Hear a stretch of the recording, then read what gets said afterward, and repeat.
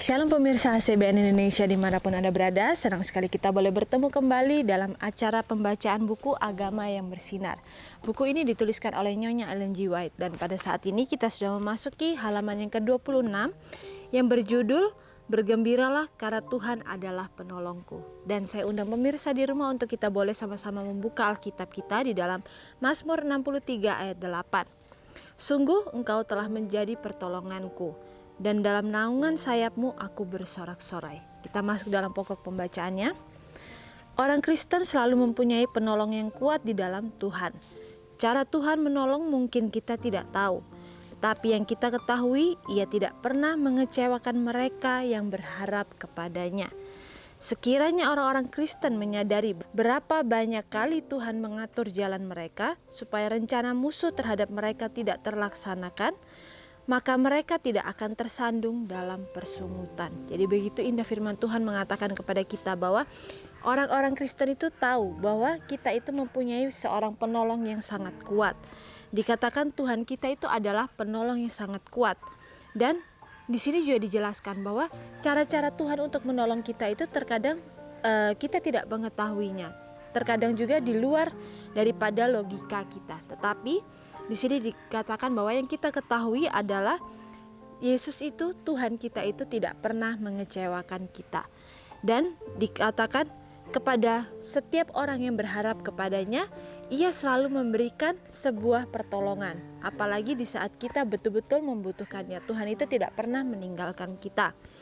Lalu juga dikatakan sekiranya orang Kristen menyadari berapa kali Tuhan itu menyelamatkan orang-orang itu daripada jalan musuh yang sudah direncanakan supaya umat-umat ini bisa jatuh ke dalamnya, disitulah kita harusnya tidak mempunyai rasa persungutan dalam kehidupan kita. Bagaimana kita harusnya merasa bersyukur karena Tuhan itu selalu memberikan yang terbaik bagi kita. Ia selalu memberikan kelepasan bagi kita. Bahkan di saat kita tidak mengetahui bahwa itu adalah jalan yang setan sedang buat untuk kita supaya kita masuk ke dalamnya. Lalu juga di sini dikatakan bahwa mereka tidak perlu tersandung dalam persungutan. Jadi seringkali dalam kehidupan kita itu kita selalu merasa bersungut-sungut. Kita selalu merasa bahwa diri kita ini kurang. Dan akhirnya kita komplain akan setiap apa yang Tuhan sudah tetapkan dalam kehidupan kita. Tetapi dalam kehidupan kita ini kita diajarkan oleh firman Tuhan supaya kita benar-benar sepenuhnya bergantung kepada Tuhan. Sehingga dalam kehidupan kita menyadari bahwa apapun yang Tuhan izinkan dalam kehidupan kita, betapa sulitnya kehidupan kita pun itu adalah cara daripada Tuhan untuk membuat kita ini belajar bagaimana menjadi pribadi-pribadi yang kuat untuk menghadapi kehidupan hari depan yang sangat sulit. Lalu di sini juga dikatakan bahwa iman mereka akan tinggal kepada Tuhan dan tidak ada kesusahan yang berkuasa menggoyahkan mereka. Mereka akan mengakui Dia sebagai hikmat dan keberhasilan mereka, dan Ia akan melaksanakan apa yang diinginkan oleh Tuhan untuk dilakukan melalui mereka. Tertulis dalam buku Alfa dan Omega jilid 4 halaman 176. Jadi bagaimana di sini juga dikatakan bahwa ketika kita mempunyai iman yang sepenuhnya kepada Tuhan, kita mempercayai Tuhan dengan sepenuh hati kita. Kita tidak bertanya-tanya atas setiap hal yang Tuhan sudah izinkan untuk terjadi dalam kehidupan kita. Maka di sini dikatakan tidak ada kesusahan yang berkuasa menggoyahkan kita. Karena kita tahu bahwa setiap kesusahan yang Tuhan izinkan pun dalam kehidupan kita itu hanyalah pelajaran untuk membuat kita semakin hari semakin menjadi orang yang kuat. Lalu juga dikatakan bahwa dan Ia akan melaksanakan apa yang diinginkannya untuk dilakukan melalui mereka. Jadi bagaimana kita tahu bahwa kita ini mempunyai visi dan misi yang Tuhan sudah tetapkan dalam kehidupan kita. Bahwa kehidupan kita ini bukanlah kehidupan yang kebetulan, tetapi kita mempunyai suatu misi yang sangat besar. Dan ketika kita menyadari apa yang Tuhan inginkan dalam kehidupan kita, kita yang menyadari bahwa kita ini adalah umat-umat Tuhan, kita yang tahu bahwa kita ini diciptakan dengan suatu maksud tertentu, maka kita akan berusaha untuk melakukan hal tersebut sehingga apa yang Tuhan inginkan untuk kita lakukan itu boleh kita lakukan dengan senang hati, dengan tanpa persungutan. Lalu di sini juga dijelaskan bahwa mereka akan mengakui dia sebagai hikmat dan keberhasilan mereka. Jadi bagaimana kita akhirnya bisa mengakui Yesus itu sebagai hikmat kita dan keberhasilan kita. Jadi dalam firman Tuhan ini dijelaskan bahwa kita harus memilih untuk mengikuti apa jalan Tuhan, meminta hikmat daripadanya, bukan menggunakan hikmat kita sendiri. Karena ketika kita menggunakan hikmat kita sendiri, maka seringkali kita memilih jalan yang salah dan akhirnya menjauh daripada kehidupan kita untuk menjadi anak-anak Tuhan. Tetapi ketika kita meminta hikmat daripada Tuhan, kita meminta Tuhan yang memilihkan kehidupan kita, jalan-jalan dari kehidupan kita itu, maka Ia tidak akan pernah memberikan hal yang tidak baik untuk kita, tetapi Ia akan selalu memberikan hal yang terbaik. Bahkan di sini juga dijelaskan seperti tadi, dijelaskan bahwa Tuhan itu seringkali menggagalkan rencana-rencana daripada si jahat. Jadi kita tahu bahwa kita ini hidup di akhir zaman. Kita hidup di detik-detik penutupan pintu kasihan. Dan setan tidak akan mungkin tinggal diam untuk membiarkan manusia itu dengan mudahnya menjadi anak-anak Tuhan yang bisa didapati setia dan berdiri teguh pada hari penghakiman nanti. Tentu saja setan akan berusaha untuk menggagalkan hal tersebut, sehingga dia akan memberikan kepada kita ujian, memberikan kepada kita cobaan, supaya akhirnya membuat kita ini lengah dan akhirnya kita hanya memikirkan kesenangan kita sendiri. Tuhan selalu mengizinkan kita itu untuk berada dalam lingkungan-lingkungan yang mungkin kita rasa sulit supaya kita menjadi pribadi yang tangguh, dan setan pun akan berusaha untuk membuat kita ini lengah dan akhirnya menjauh daripada Tuhan. Seringkali setan justru menginginkan supaya kita ini hanya memikirkan diri kita sendiri, dan kita tahu bahwa itu bukanlah karakter daripada Tuhan. Tuhan kita ini adalah Tuhan yang sempurna, Tuhan yang pengasih. Dia tidak pernah memikirkan kepentingannya di atas kepentingan orang lain. Dan inilah yang setan berusaha ingin samarkan dalam kehidupan kita. Bagaimana seringkali setan memberikan kemudahan dalam kehidupan kita yang akhirnya justru membuat kita itu lupa akan kebaikan-kebaikan Tuhan atau pemeliharaan Tuhan di saat kita mengalami kesusahan tersebut. Dan ketika kita merasa nyaman, itu adalah saat-saat yang justru sangat sulit untuk kita untuk betul-betul bergantung sepenuhnya kepada Tuhan. Karena adalah sangat mudah ketika kita bergantung kepada Tuhan ketika kita mengalami masa-masa yang sulit. Karena ketika kita mengalami masa yang sulit, kita membutuhkan kekuatan, membutuhkan pertolongan daripada Bapa kita. Maka tentu saja kita akan datang kepadanya meminta bantuan. Tetapi ketika keadaan itu aman-aman, ketika keadaan itu semuanya terpenuhi, maka seringkali kita melupakan kasih Tuhan itu. Dan itulah yang seringkali setan inginkan, supaya akhirnya membuat kita itu jauh daripada Bapa kita. Lalu di sini dikatakan bahwa kita harus menjadi satu dengan Kristus seperti Dia adalah satu dengan Bapa. Dan Bapa akan mengasihi kita seperti Dia mengasihi anak-anaknya. Kita bisa memiliki bantuan yang sama seperti yang Kristus miliki. Kita bisa memiliki kekuatan untuk setiap keadaan darurat. Karena Tuhan akan menjadi garda depan dan belakang kita. Dia akan membentengi kita di setiap sisi. Tertulis dalam buku Testimonies to Minister halaman 386. Jadi bagaimana di sini dijelaskan bahwa kita harus menjadi satu dengan Bapa. Menjadi satu seperti Bapa sudah mengasihi kita, bagaimana itu pun juga kita harus terapkan dalam kehidupan kita. Bagaimana kita akhirnya mau untuk mengasihi orang lain. Juga sama seperti Bapa mengasihi anak-anaknya. Karena orang lain yang mungkin saat ini kita pikir tidak layak untuk menerima kasih, itu justru itu adalah sarana-sarana yang akhirnya bisa membuat kita itu betul-betul mengerti bagaimana kasih itu ada dalam kehidupan kita. Dan di saat kita mau untuk menjangkau orang-orang tersebut, justru itulah yang menjadi berkat bagi kehidupan kita. Karena yang diuji bukanlah bagaimana kita mau untuk memberikan apa yang terbaik untuk diri kita, tetapi bagaimana kita mau untuk memberikan apa yang terbaik bagi orang lain, supaya orang tersebut bisa mengenal kasih Tuhan. Bagaimana mereka juga bisa mengenal bahwa Tuhan itu juga adalah Tuhan yang baik, yang selalu mendengarkan atau selalu mengingat akan orang-orang tersebut. Dan ini dikatakan juga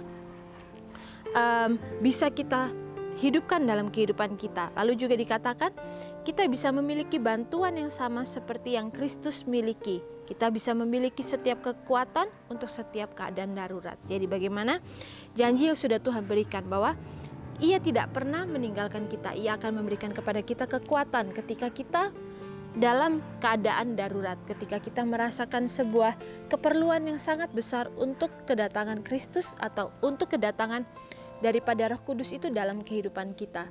Dan ketika kita meminta, maka Ia dikatakan akan memberikan kepada kita kekuatan, akan memberikan kepada kita hikmat untuk melakukan apa yang Ia sudah rancangkan dalam kehidupan kita.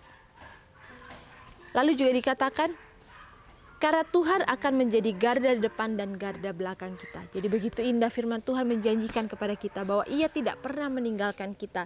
Ia selalu ada di samping kita, bahkan Ia ada di garda depan dan garda belakang kita untuk menjadi pelindung bagi kita.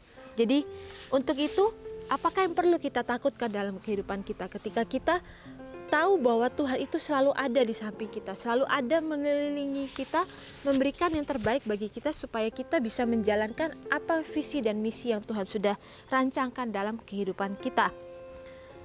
Orang yang duduk dalam lindungan yang maha tinggi dan bermalam dalam naungan yang maha kuasa akan berkata kepada Tuhan, tempat perlindunganku dan kubu pertahananku, Tuhan yang kupercayai. Mazmur 91 ayat 1 dan 2. Jadi bagaimana di sini juga dikatakan bahwa orang yang duduk dalam lindungan yang maha tinggi, dalam lindungan Tuhan dan bermalam dalam naungan yang maha kuasa itu dikatakan ia adalah tempat perlindunganku dan kubu pertahananku. Jadi bagaimana kita selalu mempercayai bahwa Tuhan itu adalah tempat pertahanan kita. Kita bisa lari kepadanya kapanpun kita rasa kita membutuhkannya. Lalu juga dikatakan ia adalah kubu pertahananku. Bagaimana kita bisa berlindung di balik daripada Tuhan itu. Maka Ia akan selalu berada di depan kita dan Ia akan menjadi pertahanan kita. Dalam kekuatan sendiri manusia itu lemah.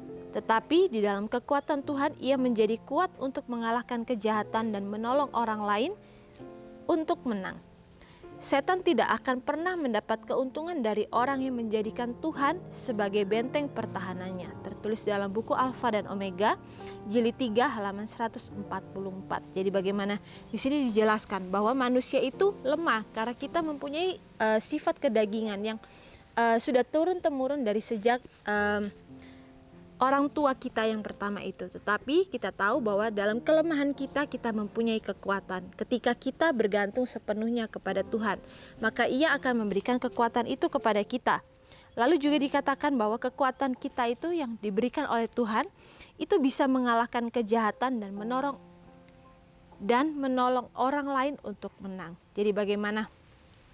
Di sini dikatakan bahwa kekuatan yang kita miliki itu bukanlah kekuatan yang akhirnya kita bisa salah gunakan. Tetapi kekuatan itu Tuhan berikan atau Tuhan izinkan supaya kita punyai untuk mengalahkan kejahatan. Jadi bagaimana tidak ada alasan bagi kita untuk kita tidak berusaha untuk mengalahkan kejahatan dalam kehidupan kita. Karena Tuhan sudah memberikan banyak kemudahan dalam kehidupan kita.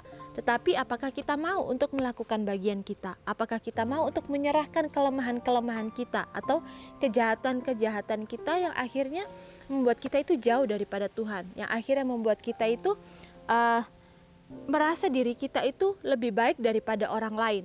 Dan seringkali itulah yang terjadi dalam kehidupan kita. Kita merasa bahwa kita sudah lebih baik daripada orang tersebut.